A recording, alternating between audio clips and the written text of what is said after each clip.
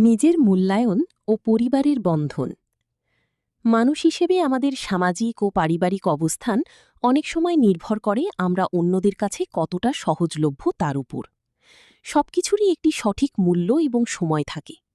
নিজেকে সস্তা না করে কিভাবে ব্যক্তিত্বের মর্যাদা বজায় রাখা যায় সেই জীবন দর্শন নিয়েই আজকের এই আলোচনা। আপনার পরিবারে আপনার মূল্য কেমন? Motivational story, Billal Raju.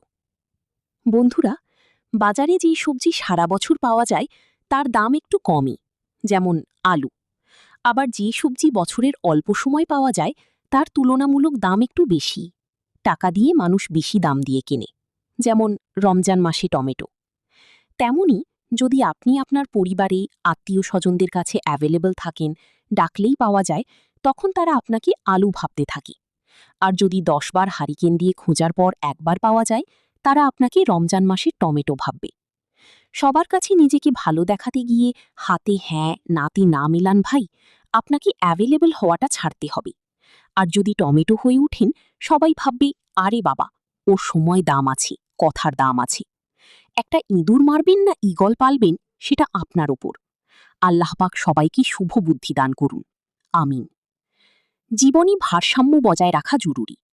অতি সহজলভ্যতা অনেক সময় মানুষের গুরুত্ব কমিয়ে দেয়। তাই নিজেকে এমনভাবে তৈরি করুন যেন আপনার উপস্থিতি অন্যের কাছে মূল্যবান হয় এবং আপনার অভাব তারা অনুভব করতে পারে।